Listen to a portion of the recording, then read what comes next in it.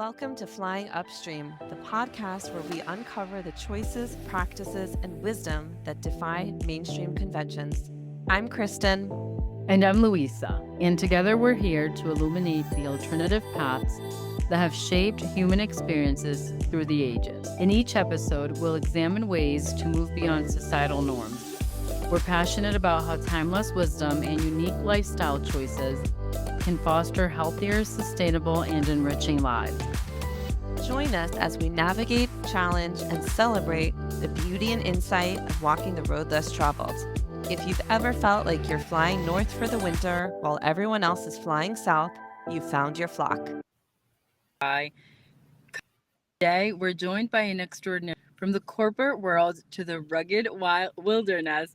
Our guest's journey is a testament to the power of embracing life's uncertainties and following one's passion. That's right. Escaping the confines of corporate life, Ingrid Hillhouse embarked on a quest for a more fulfilling life. From the precision of engineering to the raw intensity of ultra endurance sports, and now the soulful rhythm of farm life. She navigated a series of unconventional turns. Her mission is to decipher life's intricate cycles, shatter addictive patterns, and ignite a spark in others to discover and follow their heart's compass. Ingrid, welcome to the podcast. Thank you so much, Kristen. What a wonderful introduction. I appreciate that.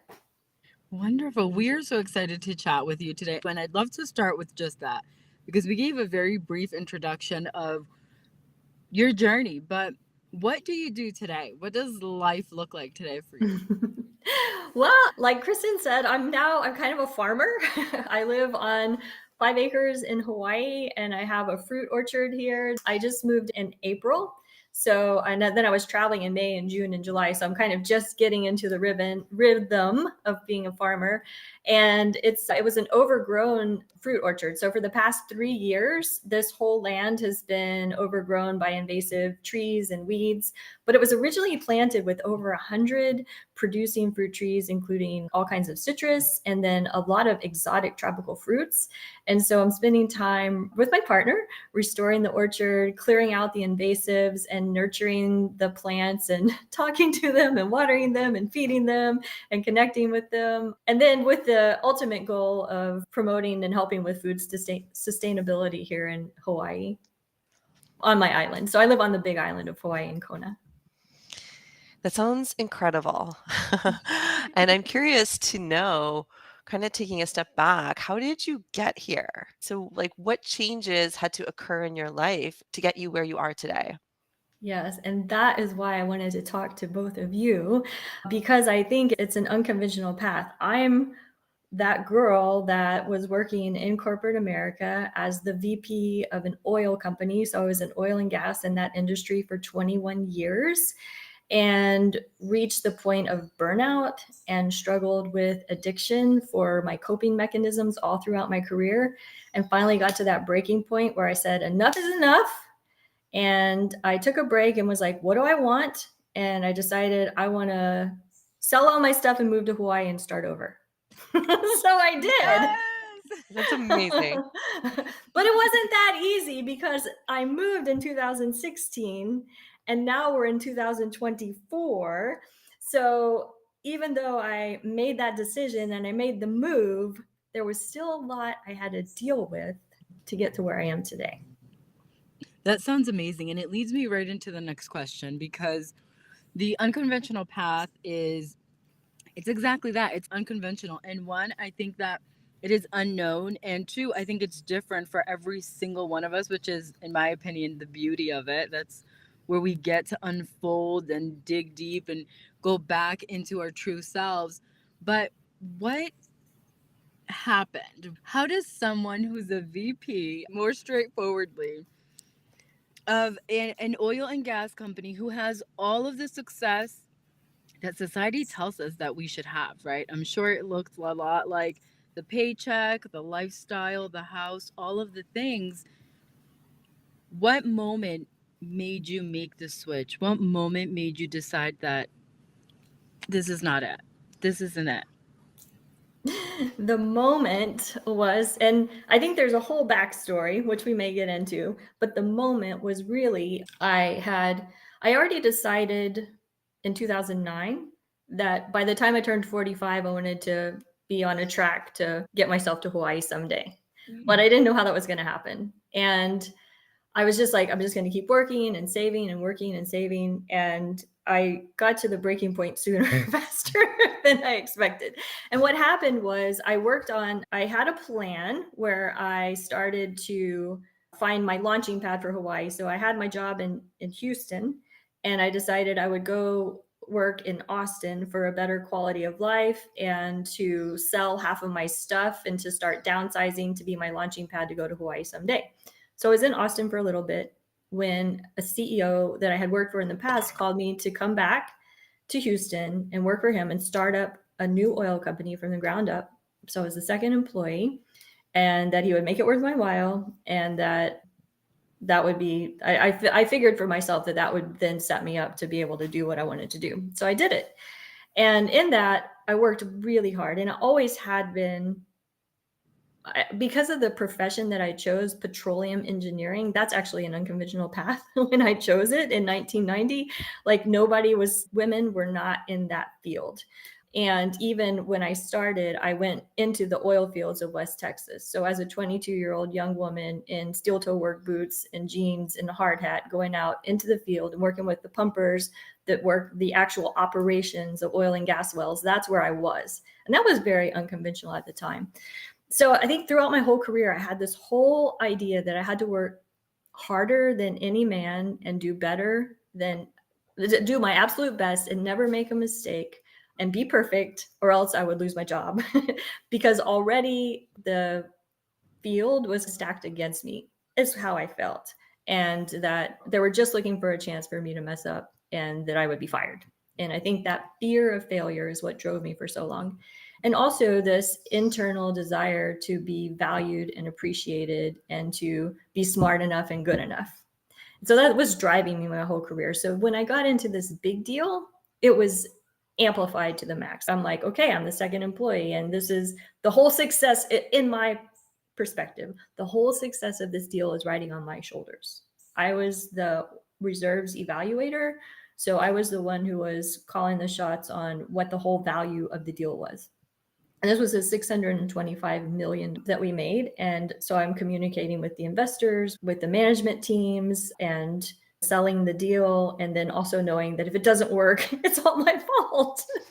But I managed to get through that. But my unhealthy coping mechanisms that I brought through my whole career were addiction. And early in my career was alcohol. And I stopped drinking in 2001. But what I found is that I have these cycles of addiction that manifested in different ways that I continue to use unhealthfully to navigate the stress and the burnout and all of that ultimately led me to a health crisis. And when we finally closed the deal, this is the breaking point. When we finally closed this big deal, so we took this $625 million company and we built it to a $1.2 billion company. And we sold out to a bigger company that was buying our company. When we closed that deal, I was the only woman technical professional on our whole board management team and everything. And I felt like I did all the work. Okay, this is just my perspective at the time. And I wasn't invited to the celebration party after the close. And I didn't find out until the day after. And that's what actually broke my heart in the end, because all I ever wanted was really to be liked, loved, valued, and appreciated. And I thought that if I worked hard enough and if I was good enough and I was smart enough and I could make people respect me and make people like and love and value me the way I wanted to be. And when that happened, it was just like it was I'm literally heartbroken. And that's what it was. I was like, that's it. That's enough is enough.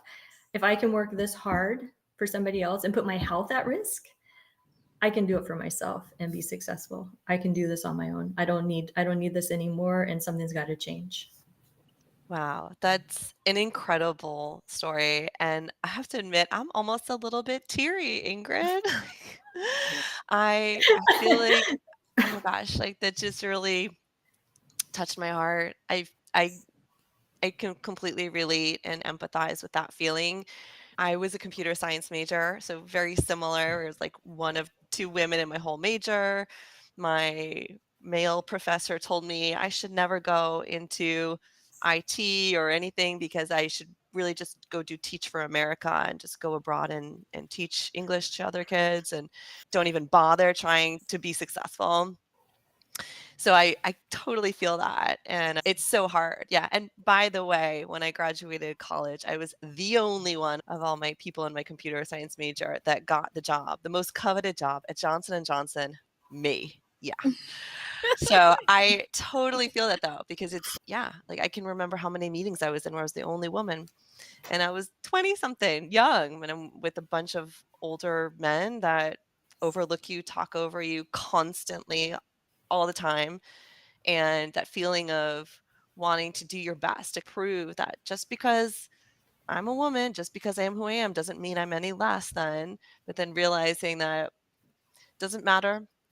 They're still going to treat you poorly. They're still going to talk about you behind your back. They're still going to talk over you, take away credit from you, on and on and on. So, yeah, my heart broke a little bit on your behalf with that story. Thank you for that. Thank you. And I think I will say, in their defense, what I acknowledge now, they were going to a cigar bar and drinking whiskey, and I don't drink and I don't smoke cigars. But I think I still Doesn't matter. No, don't do The that. It invitation doesn't was matter. warranted. The anyway, invitation was that was warranted. it. And the heartbreak at the time was real. And that's what it took. And that's fine.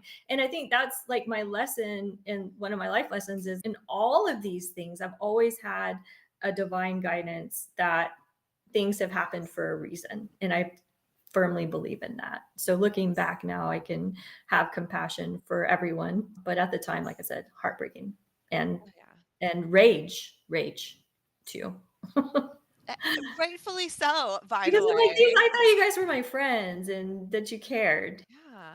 Yeah, and I think the sad thing is that you and I are not alone. This is like a normal thing, sadly, that women, minorities are out there feeling like they have to work 3 times as hard with half the pay just to be accepted and appreciated and rewarded, and the reality is most of the time that moment never really comes. Mm, Yeah. yeah. Okay, so let's switch gears a little bit. On to happier things in Hawaii. So I understand that moment where you're like, oh my goodness, I am done here. You can take your company and do you know what with it. You're off to Hawaii now.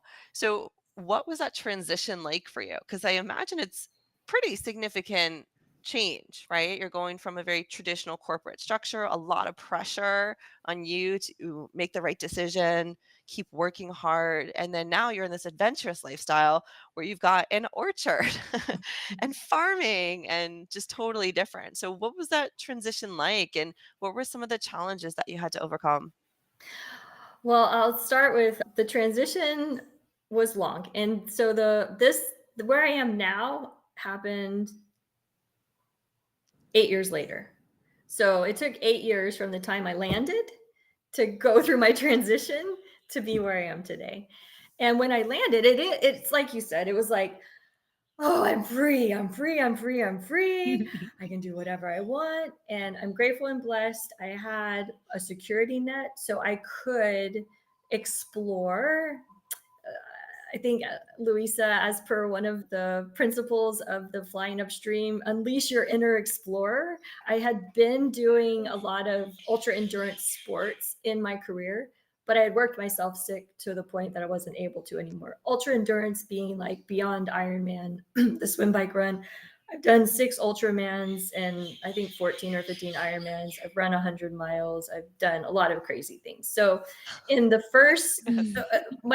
the most recent one was I did last August. I rode Paris Brest Paris, which again is one of these kind of unconventional things, solo self-supported bicycling which is also kind of a men's thing. There were 6,000 participants and 317 women finished. So that's another whole thing. But so back to the story. I arrived, landed in Hawaii, and I chose to live somewhere that I didn't think I was really going to get rooted there because I always wanted to live on land in Hawaii. But for my lifestyle, it was perfect to help me continue doing my endurance sports and traveling. So I was racing and traveling and living in Hawaii and really blissfully happy for about a year. And as I was decompressing from everything that had happened, I was also getting into my life here, getting into volunteer organizations. I decided to start a women's group. It was called WIM, Wahine Hui in Motion. So a group of women united together for active and healthy lifestyles. And I also joined the bicycling club, and kind of as was my nature, I couldn't just join the bicycling club. I needed to become the president of the bicycling club. I couldn't just be in the women's group. I had to start and lead the women's group. And then I started volunteering with the races and things that are here in our community. And again, I wasn't just a volunteer. I was a director or a coordinator, like a finish line coordinator or aid station director, that kind of thing. So what I found after about 2 years was that the same stress and patterns that I put on myself in my corporate job where I was being paid a lot of money, I was putting on myself in these volunteer opportunities that I was doing. I was still seeking the validation and approval of others in my volunteer activities. I was get so stressed out and frustrated preparing for the women's meetings. Why isn't anybody helping? Why am I doing everything? Does anybody care? Are you kidding? Are you really going to bring those kind of snacks? This is a healthy women's group. We need to have these kind of snacks. Like everything was still like a big deal. The weight of the world was on my shoulders. I was responsible for everything. Like this was just, it was my mindset there. Like, and I was in control of everything, right? Not. But I still didn't know that, right? So I came to Hawaii. I live in paradise. Everything I'm doing is by choice. No one's forcing me to do anything that I'm doing. I'm not getting paid for any of it. And yet I'm still in this loop, this cycle of going all out. So I've got to be the best, then facing the need to switch gears or face consequences. So in many cases, that's what I learned later was about setting healthy boundaries. And finally, there's another part of the story where I learned that self-love is at the root of all of it, and that I'm never going to get the validation, love, acceptance of others if I'm doing it from a place of fear, and I'm doing it from it's the energy that I was in that space with. As I tell this story, you can feel that I want it to be this way. And that's what I came to Hawaii with. And even though I sold all my stuff and I came with a couple of boxes and a couple of bicycles and a car, and I started over, all of me and those habits and patterns and the ways of being in the world were still with me. And it really, really reached another breaking point that caused me to then figure that out. In paradise, I can imagine, because I haven't experienced it, what it must feel like when you look around and you're like, I thought that when I got here, everything would be that when I got to this new location and when I got rid of the stuff that for a lot of us, I don't know if this was your experience, but for a lot of us, are the things that are causing all of the disharmony that is occurring within us, right? We think it's the things outside of us. So when you realize that it's the self-love, when you realize that the root of it has not been removed because you removed yourself from a physical location, but all of the internal work that's needed for you to get to that place, for you to get to that paradise and actually enjoy it, right? Internally. What was that like? What made you realize, hey, I need to go within now because all of the external stuff is resolved and I've not Yep. changed. What it was is my discovery of these cycles that I repeat. And in the space of being so frustrated and discouraged with the things I was doing and putting pressure on myself and not feeling satisfied, I was also still using my unhealthy coping behaviors from before. So before I talked about, I used alcohol for a while, and then I started using sugar and exercise. So sugar was my self-soother. I would binge eat sugar. That's in my career. That's how I worked myself into a health crisis. I was up 40 pounds. That's how I worked myself sick from being this 6-time, or at that time 3-time Ultraman, to not being able to run 1 mile, not being able to run 1 mile. I could swim, bike, and run 320 miles, and then I couldn't run 1 mile. That's like the combination of the stress and the eating and the metabolic dysfunction that came as a result of it, and the autoimmune stuff and everything else that was out of whack that happened. And it happened again in Hawaii after I thought I'd healed from all of that, because I was binge eating the sugar, over exercising. And I was in this cycle of, if I didn't have a thing to perform to get the cheers and validation from others from, then I was overeating to get self-soothing and the dopamine hit inside. So it was on this like treadmill of over exercise, overeat, stop exercising, gain weight, get unhealthy, feel bad. All of that was happening at the same time as like me living in paradise. And when I got to that point again, I was like, what is wrong with me? What is wrong with me? I'm a very successful woman, like by all standards of on paper, and something's very messed up inside. Something's going on. And the old methods I was using to manage my weight and exercise weren't working anymore. I was like, oh, it's hormones. It's because I'm at 45 or 46 now. It's the hormones. And it wasn't the hormones. What it was my sugar addiction. And it was my desperation after the normal, I'll just cut back, or my normal kind of dieting promises to myself, or I'll stay off sugar for 30 days and then ease back into it. When that stopped working, I Googled sugar addiction and I found out it's a thing. And for people like me who are predisposed to addiction in all kinds of other categories, like the overexercising, which the other thing about the overexercising is it also allowed me a space for escapism. So if I'm out on my bike for 5-6 hours a day or on the weekend, then I don't have to deal with people. I don't have to deal with my thoughts. I can prioritize everything around, I'm going to go on my bike ride, I'm going to eat this food. Like I can be very structured and regimented.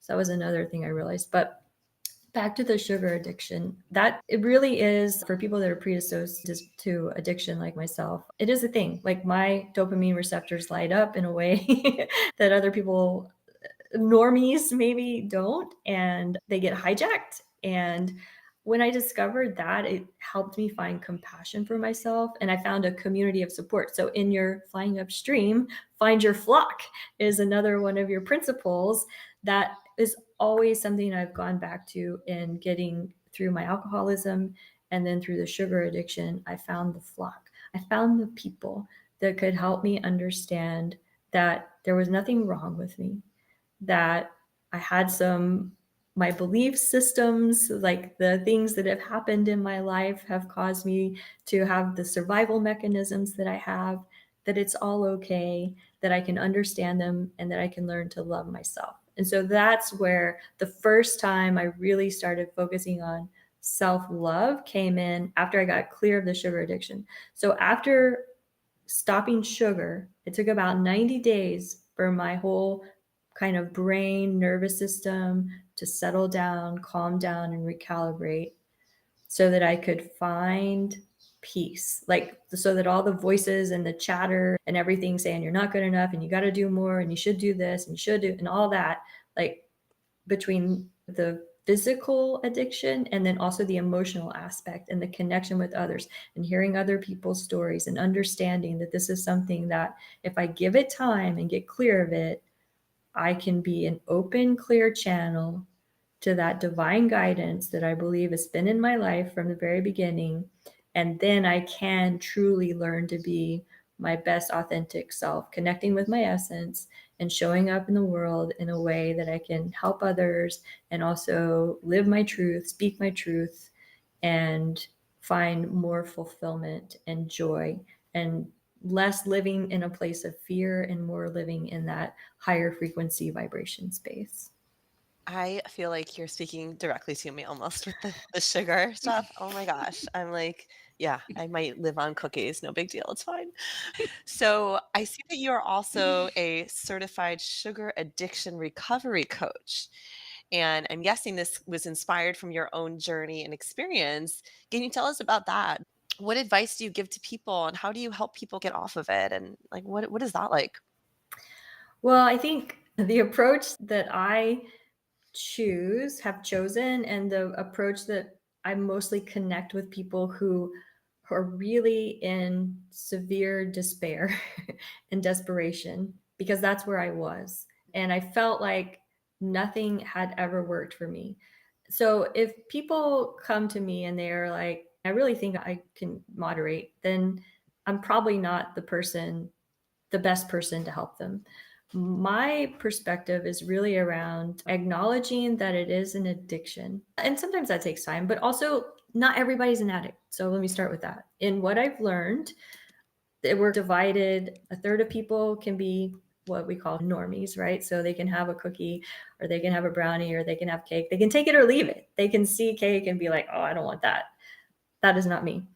Then there's a third of people that are harmful users, we might say. Like, we go overboard sometimes, but not all the time. They can turn it on, turn it off. They have a really good something, maybe they'll have it all, but maybe they can eat a whole pint of ice cream, but they're not going to eat a pint of ice cream and then go buy a pie and then go get some cookies and then go have some cake. So I was the one that had literally like a $35 a day bakery habit. So after work, I go to a bakery and I get 5 or 6 things, and I say, maybe this will last 2 days, or maybe I'll take one bite and throw them in the trash, or can't make a choice. And I'd end up eating them all. And if I did throw something away, I'd dig it out of the trash and eat it anyway. So that's my level. Those are the thirds of us that are more on that addict level. And so some people will hear my story and they'll be like, oh, I was never that bad. And I'm like, okay, well, good for you.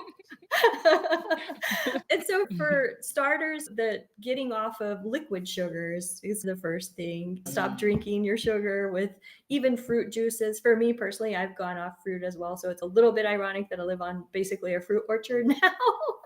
Because if I eat anything sweet, I continue to crave sweet. And this is 3 years of being in this lifestyle. I've really learned what works and what doesn't work for me. But the steps are basically a period of abstinence, of really dialing in like 30 days of being very aware of labels and everywhere that even little bits of sugar can be sneaking in to the foods that you're eating.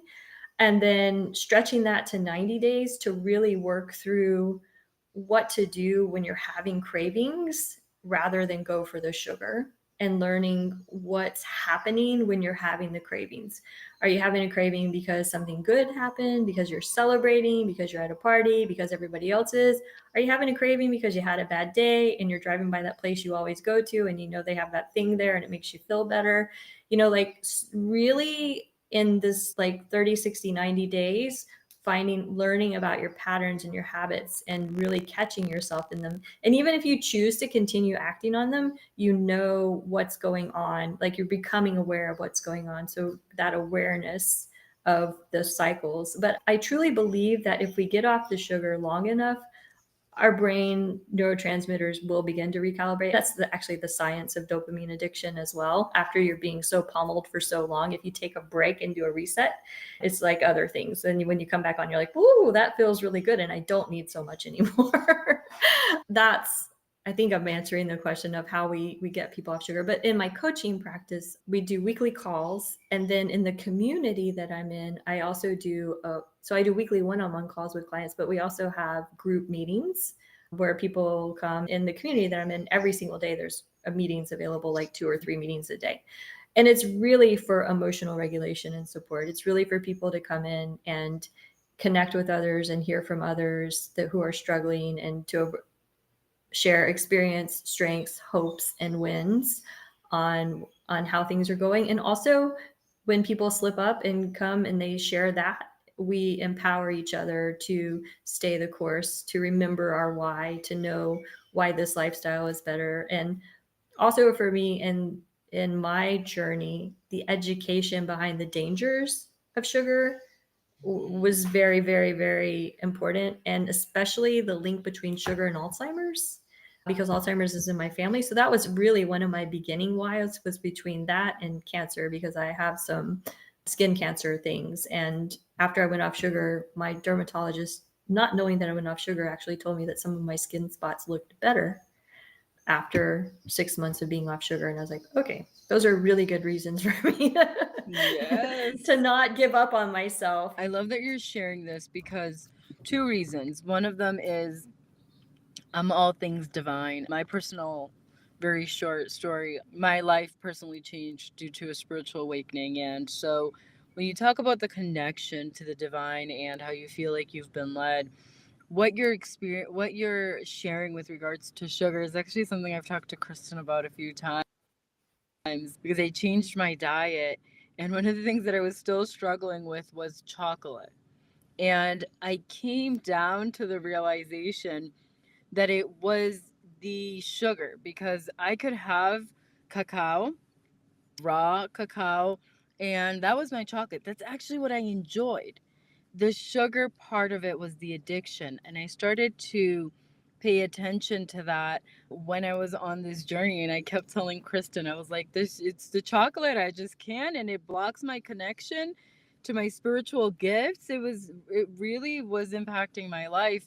And I think that we don't talk about it enough, about all of the impact that it has on our ability to get down into ourselves, to be able to hear ourselves, to be able to receive divine guidance and follow our own intuition. And I love this message that you're spreading, because I think it needs to be spread. As someone who was affected by it, maybe not to the same extent that you have been, but definitely can see the impact that it can have on our everyday lives. I really appreciate that. And I want to get a little controversial here, because that's what we do. We like the controversial. I want to know what your take is on the extent that our predetermined societal conditioning and our systemic forces has on this, on sugar addictions, and on our ability to so easily seek validation outside of ourselves. Well, I think with society and sugar, I'm a firm believer that the food industry is against healthy humans.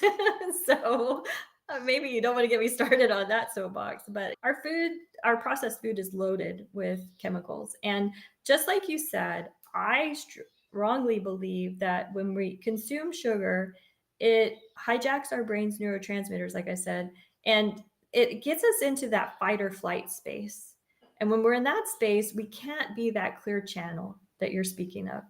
And that's what I found. That's when I'm alluding to, like, this peace that comes when you're off the sugar and you can be that clear channel. That's what I want to be. So when we have foods that our food industry is giving us that are loaded with chemicals, I mean, it's keeping us from being our best selves. And it's keeping people in the cravings. There's food scientists that manufacture foods and combinations to make them the most addictive. So people can't just eat one. They advertise that. So I'm hugely, like, as part of the recovery, stay away from boxes, bags, and cans is my thing, right? Shop the perimeter, like you often hear, fresh fruits and vegetables, clean organic meats if you choose to eat meat, or be vegan. I actually, at different times, I've been vegan. I've done all different types of things. So yeah, staying away from processed food is huge. Staying away from the sugar is huge. The societal expectations. What was the second half of that? It was about I think it was just like our expected roles that are keeping us from being our authentic selves and being compassionate and open-minded. I think that we're largely still programmed to believe that we as individuals can control things and can control the outcome of things. And I believe that I recently did some study of the work of Byron Katie, and it's called The Work, and it's about Basically, when I argue with reality, I lose every time. If I don't accept what is, if I can't be with what is, and I'm going to argue and it should be like this, and I want it to be like this, and I need it to be like this, all I'm doing is adding stress to my life, and I'm going to lose because reality is what it is. And from there, we can, if we're in the present, the more we're in the present, the more we can receive our guidance on what the next right step for us is in the world. But I think so many people are continue to be trapped in the this mindset of I can control things, especially now, like what about my future, what's going to happen, what do I need to do, what do I need to save, how can I protect myself. But in that fear, that space of fear and worry and doubt, those are low frequency vibrational energies that are just not where we're meant to be. And the more we can be present and be open to we don't know anything for fact about what the future is going to bring. Every single moment is like new and evolving, and there's unlimited possibilities, right? So I believe the more we can stay there, the better. I believe that there is a lot of awareness of want of a desire to shift. I believe communities are popping up with all kinds of spiritual leaders, energetic leaders, influencers, your work that you're doing that help bring this messaging forward, that people can have a voice that believe in this way. I feel and believe that there's momentum in these movements. I just think that clearly we're 50% divided in our society today of that good, bad, right, wrong, judge, control versus be present, feel, and truly live in a place of love, joy, peace, serenity for towards fulfillment versus struggle, strive, fear, doubt, worry. Yeah, that's a lot to chew on. Excuse me. And as we wrap up here, we have one last question for you, Ingrid. So, as we think about everything that you've said and your whole experience and journey that you've been on, do you believe that we as a society are truly progressing, or are we just cycling, pun intended, through different forms of oppression and control? Ooh, it's not an either or, I don't think. I think it's a both. I really do. I think that we are cycling in a progressive direction. I'm hopeful that it is a progressive direction. So, although these cycles keep coming around, I'm hopeful that we continue to move forward as a society and that we're never going ultimately backward. Although sometimes, like when you're in the cycle, it can feel like you're going backwards, I believe. Yeah. But I Yep. believe that as we complete it, we'll come out even better towards the next one. And that's with my history, the cycles, the patterns that I've had. Let's say the alcohol addiction, right? That was a whole cycle. The work addiction, that was a whole cycle. The exercise addiction, that's a whole cycle. The sugar addiction, that's a whole cycle. They're progressively healthier in a way. Like it's better than alcohol, and maybe sugar is better than work, and maybe exercise is better than sugar, but there's still cycles. And I don't know if there's ever an end to that, because ultimately I just want to keep growing and learning in those cycles. And I think as a society that can be a similar progression. Yeah, I agree with you in that it is a both right now. And I do think that through the cycles, we do continue to get better. I have an and to that from my perspective. I think that if we're not in this, right, if we're not part of what I call us the leaders, we are the ones sharing the message. We are the ones who can see and understand what's going on, the big picture, right? People like the three of us doing this work. I do believe that if we're not in this and can see the big picture, it can feel like it's getting worse. And I think that makes a lot of people has very clearly put a lot of people, or at least 50% of us, in this place of fear where they seek change so badly, again, outside of themselves, that they just go towards whatever is different than what we've had because we understand that what we've had is not working, but we don't see the big picture. And so I too am so hopeful. I feel every day hope that this cycle is a cycle that's taking us to the next best step, to where we need to go to improve as a society and be more in tune with ourselves, because I think ultimately that's the place that's going to create those communities that are going to create and nurture all those of us who, as we each one individually come into ourselves to continue to grow and evolve and create love and this beautiful world that I think we're meant to recreate for us to live in again. And Ingrid, I want to thank you so much for sharing your story today. Everything that you have shared has been absolutely beautiful. I also want to thank you mostly for having the courage to embrace the road less traveled and to do the work that you do every day. Thank you so much. And quitting sugar is the road less traveled for sure. Yes, it is. Among even the quitting the job, moving to Hawaii, all those things. But I think quitting sugar is a huge one. And it's something I encourage everyone to think about, regardless of where you are in your journey or relationship with sugar. Scale back. It's not a bad thing, it's a very good thing. Thank you. And to our listeners, thank you for joining us on this enlightening episode of Flying Upstream. We hope Ingrid's inspiring journey has ignited a spark within you. Yes, and don't forget to follow and subscribe. And most of all, remember that the power to shape your own destiny is within you. Don't be afraid to break free from the chains of conformity and embrace your true self. Until next time, and as always, keep flying upstream. All right, free spirits, that's all the time we have for today on Flying Upstream. We hope this episode sparked your curiosity and ignited a desire to explore the extraordinary paths less traveled. Even when the current feels strong, a whole world of possibilities awaits. We'll see you next time on the other side of mainstream. So keep questioning, keep challenging, and most importantly, keep flying upstream.